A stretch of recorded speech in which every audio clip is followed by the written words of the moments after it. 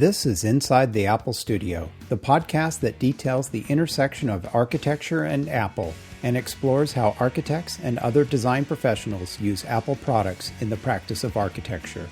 With your host, architect Neil Pan.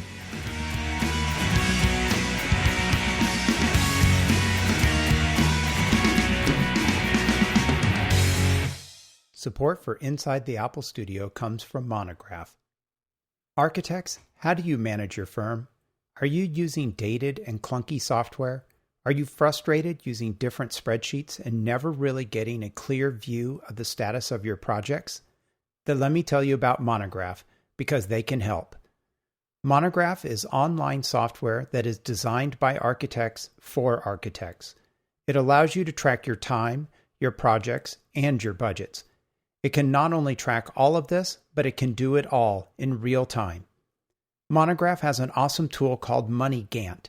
With it, you can immediately see whether you are under or over budget on a project. Monograph also comes with a tool called Resource, which allows you to reallocate your team's time and track its impact on your remaining budget. Using this powerful tool, you can easily adjust your projects on a week-to-week basis. Can your dated and clunky software do that? Monograph makes this easy. Check out all the ways Monograph can help your firm be more productive at monograph.com and be proactive with Monograph. Welcome to Inside the Apple Studio. In this episode, I continue the conversation with architect Daniel Steger, where he shares how he uses the Mac in his architectural practice, and we wrap up with the 10 questions. Daniel, you've taken us through your architectural journey. Now let's discuss how you started using a Mac and eventually other Apple products. How were you first exposed to the Mac, and what was the first Mac you ever used or owned? So I think my dad either won or was given one of the first iMacs, with a hard floppy disk kind of thing, with a mouse. And didn't really know what to do with it.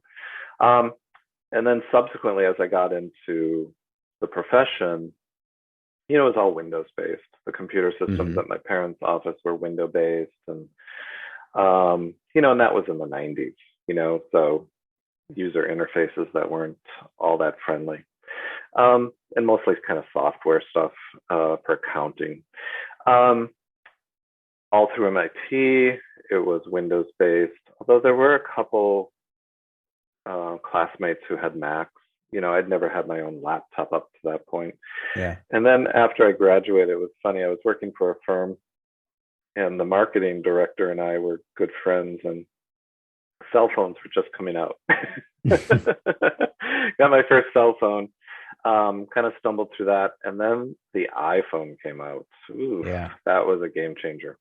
So I actually splurged, got an iPhone, and that was really when I started using Macs or Apple products.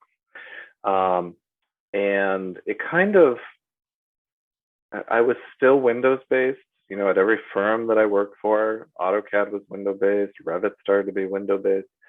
And when I went out on my own, I just felt that I wanted to be part of this design community, and I wanted everything to be seamless. I wanted everything to talk to each other seamlessly, and I already had the iPhone, and so I went out and got an iMac or desktop, and then it went to my MacBook Pro, and I saw that all the software, Autodesk has Mac software that's native. I didn't have to use Parallels or anything like that. And just as I've grown up through this business, the Mac has been able to keep up. And it's just, it's beautiful to look at every day. The screens are beautiful to look at every day. And the integration of how all these different components talk to each other is just very seamless. We hear it all the time. You just turn it on, it asks you a couple questions, and then you're off and running. And I don't want to be a computer programmer. and that's the issue I have with Revit and all these other programs is I just feel like I've become a computer programmer. And I don't feel that when I'm using Apple products. Now, you mentioned you had used AutoCAD on a PC. So Mm-hmm. was it pretty seamless, or did you then just figure you would use AutoCAD on the Mac because it's available? Or is that what you're currently using? I think the first laptop I had was a Dell. So I had AutoCAD for Windows. Mm-hmm. Um, and then when I started my firm, I just made sure that I got as I chose as much software that had Mac products or Mm-hmm. Mac-based products. And so the only thing and I don't even use Parallels for this product anymore, is I was using Bluebeam, and I've switched away from Bluebeam because I did the 30. Well, I bought it for I was using it on Parallels. Yeah. And then I saw that they had a native Mac version. I tried it for 30 days, and then when I went to go buy the license, um, they said they discontinued it within those Yeah. 30 days that I was using it. I was like, all right. So it takes so long to boot up, and it's cumbersome actually on a Mac with Parallels Yeah. that I've switched all my PDF stuff. I forget who I use. It's Quopa.com. Anyway, so Mm-hmm. it's great. It's great. Um, so yeah, my Autodesk products are all native Mac. Was there a big learning curve? No, buttons were just in different places, Yeah. and I've gotten used to it now. And just, you know, do an internet search when something is, you can't find it, and boom, and you keep trucking. Yeah. And since you already had the AutoCAD experience behind you for working with other firms, it was Hmm. something you were able to do in translating it over to the Mac. And you could still Right. currently use AutoCAD? I do. Yeah. Yeah. Hmm. I dabble with ArchiCAD. Um, and again, I'm not someone that gravitates towards technology or learning this stuff just for the joy of it. Mm-hmm. And I, go back and forth. When I was at CBT, they were switching everything to Revit, and they were like, all your projects have to be in Revit. And on the residential projects I was working on, I was just like, this is so, so the transition is so difficult. It's in the Yeah. muscle memory and all that stuff. And I was just like, we're going to export this out. And I just kept doing it in AutoCAD to their chagrin. But yeah, for some reason, and I know, thank you, Graphisoft, you're probably gonna come back to me and say, no, you can do everything. And I know you can do everything in ArchiCAD that you do in AutoCAD, but Yeah.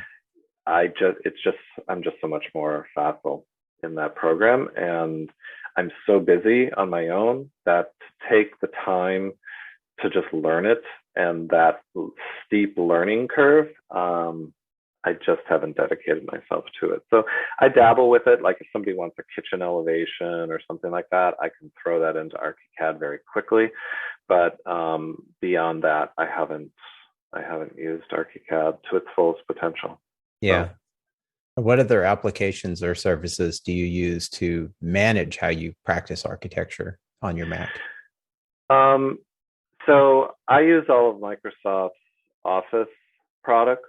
Um, I think it was just because I had used them on a PC, and they're all native. I don't, try to use any sort of, boot camp or Right. parallels with that. And although I do use Pages and stuff every once in a while, I do use Microsoft OneDrive, and that's just became it came with the Office subscription, so I Right. didn't use Dropbox or anything like that. It's very interesting, when I talk to architects, they're always looking for the latest and greatest, and it usually there's a there's a price tag attached to it, right? And I'm so much more simplistic than that. But like, does it work? What does it cost a year for your subscription? Because I don't want to deal with a monthly billing for it, and get it up and running, and and I'll pay for it. There's none of Right. this, I've dealt with some professionals. They're like, oh, I'm on a pirated copy of something. Can you bring it down to AutoCAD 2007? I'm like, you're a professional, buy it. Right. It's a subscription. You can shut it off whenever you want to. I just found that so embarrassing to say I'm not investing in my own firm the tools Hmm. that I need to be working, and that I would go on vacation, or if I bring my laptop, it's not working because you know it's a pirated copy and it's not working on this system, or it's not doing something. It's Right. just no. I just don't want to deal with that. So I think that's also what led me to Mac products. They just work. I've Yeah. I can count on one hand over the last 8 years that I've had a Mac crash on me, just blank out the screen, Yeah. and it just doesn't happen. And that's what I want. I want reliability. I Yeah. want seamless integration, and yeah. So all my projects are in the cloud. I can access them anywhere. You use Um, OneDrive for that? I use OneDrive for that. Um, I think the other, like I said, that my PDF program, PDF Creator, is through, I always pronounce it wrong, but I think it's quopa.com. Very cost effective, and it does everything I want it to do. Hmm. And what do we need a PDF program for as architects? It's usually to reduce a file size, and to add notes, comments to something. And it does all Yeah. that. It has all the tools. Um, and that's really, and my trace, which is, over my shoulder in one of these bins. And Yeah. so that's what I use.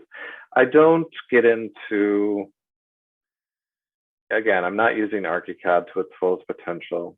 I have colleagues who will do SketchUp models for me if I need them, and I price them accordingly for my clients. If you want a 3D walkthrough, glad to do it, but this is how much it's going to cost. It's not part of regular services. And I ship off all my drawings to my colleagues who love doing this kind of stuff. And while I'm working on other things, Yeah. it's shipped back to me as a video and walkthroughs and stills. I just don't, it's not an interest to me. And, it's just me. Yeah. So, Now, you mentioned you use your phone a lot. Do you have an iPad and do you use it as part of your practice? I don't. And it was funny. I was on the flight back from Houston, and I said to Rolando, I said, my end of year purchase this year is going to be the best iPad with Hmm. cellular Wi-Fi service, just full connectivity. Because what I'm finding on the iPhone is I've always gotten the largest iPhone screen possible, and it's really to look at drawings.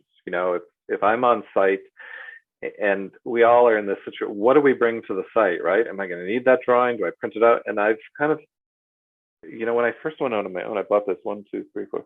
It's a 6 drawer flat file, and I can't even tell you what I have in there because I never use it. Yeah. And so everything's electronic. And what I was finding is that I was overprinting, wasting drawings. I come back and just fold them up and put them in recycling.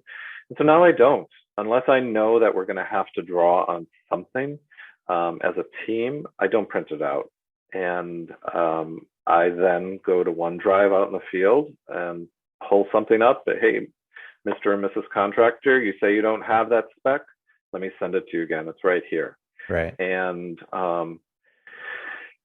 so my next product is going to be, I did have an iPad, first generation. It was a gift to me. But, they didn't have cellular Right. connectivity on it at that point. It was a glass screen. It was very heavy. So that's the next thing, stylus. So I can just make comments very quickly in the field. And because I'm actually finding that the MacBook Pro, it's actually very heavy, especially when I'm traveling. Hmm. And So Apple, if you're listening, if you could produce an iPad that will run AutoCAD, AutoCAD LT, I would never need a laptop again. I could just do everything off of an iPad. So that's my next product. Yeah. Okay. Do you have a favorite app or service that you'd recommend for people? App or service? Well, I mean, I like OneDrive. It's just because I'm used to it. Sure. I know where all the buttons are. I think if you're not in the cloud these days, you're behind. You really Hmm. need to be in the cloud. There's no reason, to lose information because of a crash or something like that is really not. There's no excuse for it any longer because there are just so many ways to save our things. So I would say a cloud service. I like OneDrive, although a lot of people are like, "What? What's OneDrive?" Um, but it came with my subscription, so I used it. So it was included. Right. Right. Another service. Um, my accounting is all in the cloud. What do you QuickBooks, use? QuickBooks, Okay. because that's what my accountant wanted me to use. I know there's a lot of other stuff out there, FreshBooks and stuff like that, but I've always wanted to use software that's in the mainstream. I never wanted to use software that was so niche that I was going to ask somebody else to kind of bend over backwards or to learn something new. So QuickBooks is what I use. It's cloud-based. It's online. Again, I took billing with me on the trip, Yeah. and in between family conversations, if I had half an hour or an hour or something, I could just stay on top of things, on the road. It's just so easy to do. The only thing I do have a G drive, and that's really just to back up my desktop. Um, and I have one client that I've been working with almost 15 years now, and he's on the security side of software and the internet. And he's like, if you just back up your whole computer, and if it ever just fails, you just have everything on your G drive. You go out and get a new something or other that day, plug it in, and you're up and running again. And again, for me, it's that seamless. I I don't want to be down other than maybe a day and lose stuff. And so Yeah. there are just so many products on the market that there's no excuse for it anymore these days, to be honest with you. Yeah. And Apple has Time Machine built in, which is another Oh, great feature. absolutely. Absolutely. Yep. So, what advice would you give the listeners if they're considering using a Mac in their practice? Um, what advice would I give? Again, this is just me. Invest in the fastest, best equipment at that moment. And then, like, I've had this desktop for 8 years. I bought it, well, actually, I bought it in 2015. 2015. Um, Largest screen, it's a 27-inch monitor. The only thing I kicked myself is I didn't get the 27-inch monitor only. So I would have two monitors, because we architect everything has to match, right? Yes. Um, and I just kicked myself. And what do I need two monitors for? So invest in good. I mean, these are our tools. Why would we skimp on the tools we touch every single day that make us money? And so really invest in the fastest, the best at the time. And I've gotten 8 years out of this. And it's only now that I've started to think about, well, maybe next year I need to invest in something new. But right now, nothing. I've been able to update RAM. I've been able to Apple's operating systems update constantly. So there's just been no need. It's been very, very cost effective in that sense. Yeah. Well, thank you for sharing that. And then before we move to our final part of the show, let's take another quick break and we'll wrap up with the 10 questions. Inside the Apple Studio is also supported by Arc IT. As business owners and architects, how often do we think about our IT provider? Typically, only when things go wrong. For many of us, unfortunately, this happens too often, especially with the latest emphasis on remote work. I know I've had to deal with my fair share of IT fire drills. It's not a pleasant experience, and clearly I wasn't dealing with an IT provider like Arc IT. Arc IT is a different kind of company. They specialize in serving Mac and PC-based architecture and design firms. This means they understand your Mac-related challenges of keeping your personal and your business data separate and have experience providing solutions when certain software providers stop supporting Mac OS. Combine this with industry-leading response times, proactive remote hardware management, solid disaster recovery and backup solutions, and enterprise-grade security management. And yet, all of the above are just table stakes for a solid IT company. Arc IT goes a step further. They become your strategic partner when it comes to planning, budgeting, and integrating new technology into your business. All of this sounds expensive, right? Not with Arc IT. Because Arc IT is highly specialized for our industry, their pricing is on par, or in some cases even lower, than other IT providers. Arc IT is transparent and publishes its pricing on its website. Your business deserves a competent, responsive, and proactive IT partner. Reach out to Boris, Arc IT's founder and CEO, for a free consultation. Go to getarcit.com and click Work with Us. Appreciate you sharing your architectural and Mac journey with us. Now let's get to our final segment, the 10 questions. And the first one to start us off is, what is your favorite word? These are difficult to distill it down. Maybe this isn't a word, but I don't wish people luck. I wish them success. And I think it really comes down to if you're wishing somebody a success, you know they've worked hard for something, preparing themselves. And so I like using that term, I wish you success on that versus good luck, break a leg kind of thing. So that's probably my favorite. What's your least favorite word? Ooh, my least favorite word. Sorry, I can't do that for you.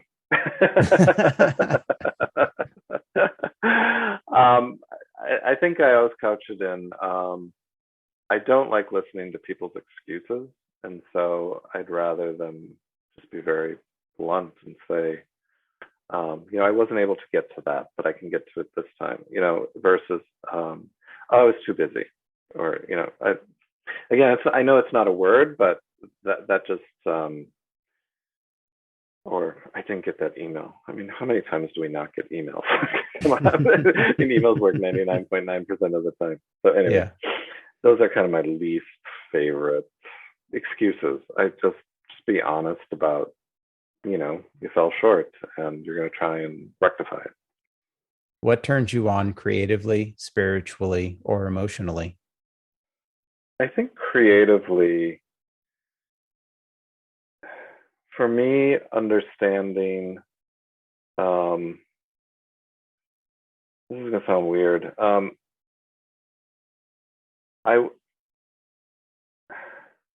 When people take money out of the equation, and what I mean by that is, I'd rather work for somebody who is trying to build something or trying to create something unique. That turns me on more than that they're trying to maximize their return on investment or something like that. Do I put a tub in my house or a shower? I just kind of hit the button and my speech comes out about that. I'd rather, when someone's trying to create a home or a place for their family to grow up in, that a centered place, that is more important to me than anything else, and that turns me on more. I also am much more engaged with people when they understand how their actions affect others.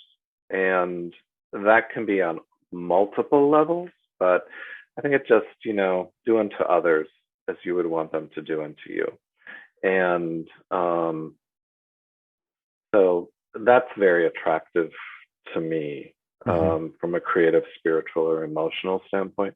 I've told clients many a time, they'll come to me and they'll say, I don't want to pay that much for that. Go ask that contractor or that subcontractor if they'll reduce their price. And I respectfully say, I'm not going to do that. If you want another price, go find somebody else and get that price from them. Where do you come off knowing that railings on banisters cost that much? Right. Other than it's a big number. And so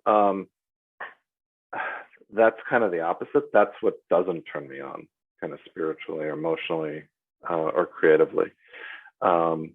Really understanding we're all in this together here. So anyway. Well, that leads right into the next one, which is what turns you off. You may have already answered it. Yeah, I think I have. When I worked for Jeannie Vaneco at Vaneco Limited, she always had this saying. She never got upset. She was very even keeled. But we'd come back from meetings and she'd just kind of lay it out there. And she goes, okay, we have a client who's behaving badly. Let's just put that out there. And this is how this is our roadmap through this. I think what I've noticed, and I think this is just a societal thing, people think they can stamp their feet and get their way.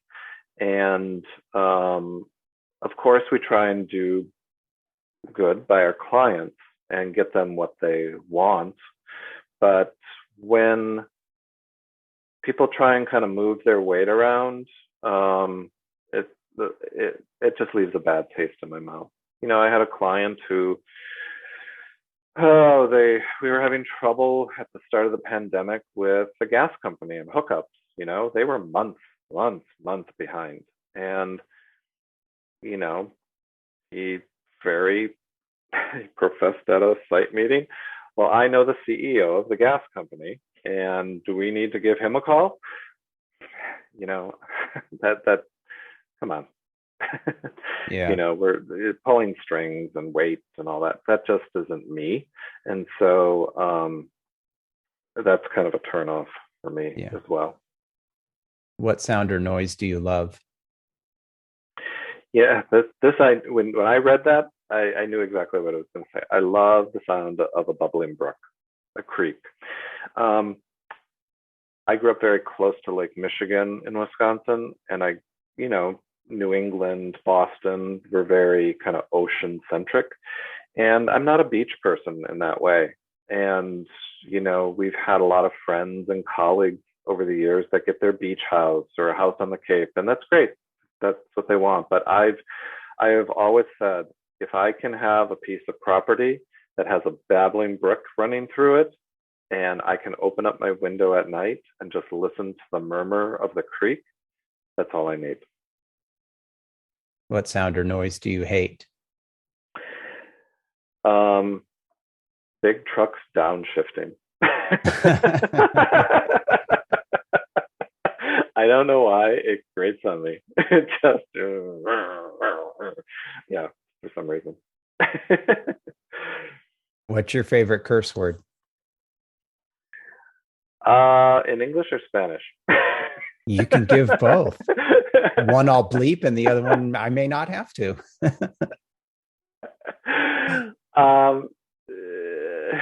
So Rolando comes from a Mexican heritage, and I've met all of his aunts, and they've been teaching me wonderful Spanish curse words. And there's an action that goes with this one, but his aunt Mine taught me palo chingado. It's basically up yours, it just rolls off the tongue. What other in English?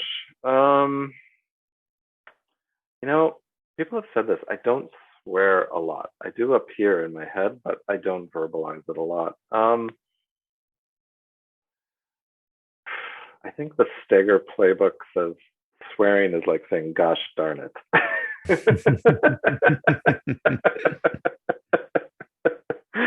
My grandmother also said sugar a lot. So I can put Midwestern nice, oh, sugar. Nice. We'll stop there. What profession other than your own would you like to attempt? I have a high regard for artists because they're following. I mean, to be an artist and make a living at it, or a musician, number one, you have to be incredibly skilled, driven, creative. Um, I've always held them in high regard. In fact, I like to bring a lot of artisans and crafts people into my projects to make the projects unique for my clients. So I am a member of like the American Craft Council, just because I like understanding who's out there and what they're doing. Um, Other than that, what other profession? I really, this is so right. I really love what I do. Um, well, one thing, my mom and dad are having a blast. They have, when they retired, they bought an old farmhouse and they restored it. I put an addition on during COVID for them, and they have an Airbnb.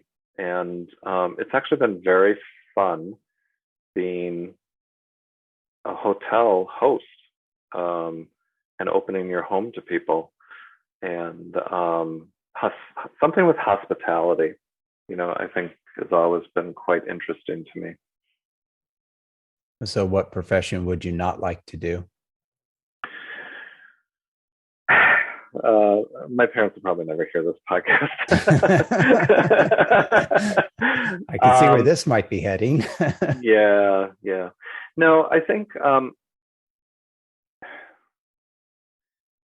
I grew up in a business where people were spending money when something broke. And they're far and few between where there are people spending money on their heating, cooling system because they wanted to do that, right? And that's not to say that they didn't appreciate the services my family's business brought them, but I have a very good friend who she has her own property management firm here in Boston, and you're dealing with people at a point in their daily life where something's not working.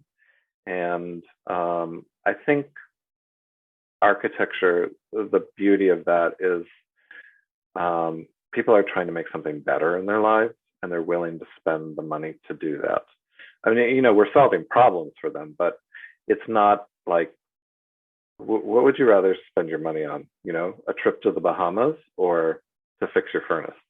Right. And so that was difficult because there was a level of negativity always around when you were dealing with some of these clients, even though they were grateful that we came out in the middle of a snowstorm. But I think that would be something I wouldn't want to do.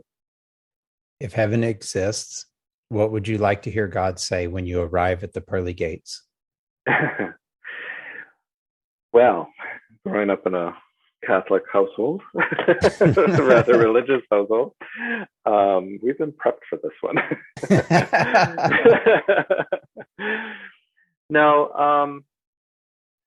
I think it's just that I have treated others the way that they would want to be treated, or that I would want to be treated, excuse me.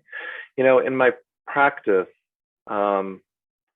we had a situation about a week ago where a contractor installed the wrong kitchen sink. They had purchased a backup because of COVID, supply chain issues, and the sink the client had chosen, it was anyone's guess when it was going to come in. So he hedged his bets and he bought two sinks. Well, the installer or the site guy pulled the wrong sink. And, they were sitting side by side. And, I've seen architects and designers and professionals just come down. Oh, how the hell did that happen? It's just like that problem or that situation. The tables could have been easily turned, right? We've all made mistakes. And I just want to show the person who made that mistake a level of grace that, okay, we've made a mistake. The issue now is how are we going to fix it? And I've found most people and most clients are appreciative of that. Hey, I made a mistake. I own up to it. How am I going to fix it? And so, I really try to treat others the way I would want to be treated. So, well, Daniel, I'd like to thank you for joining me on this episode of Inside the Apple Studio. If you could, please let the listeners know where they can find you online and the best way to contact you. Online, the best way to contact me, my website is just dgsarchitecture.com, www.dgsarchitecture.com. My email, my phone number is there. And email or phone is best. I don't like text messages as a way to do business. But that's the best way to find me. Awesome. Well, thank you again, Daniel. I really appreciate your time. Thank you, Neil, for inviting me. It's been a wonderful time. Thank you for listening to Inside the Apple Studio. I'd like to thank Monograph and Arc IT for their support. You can also support the show by telling a friend and show them how to follow it in their favorite podcast player.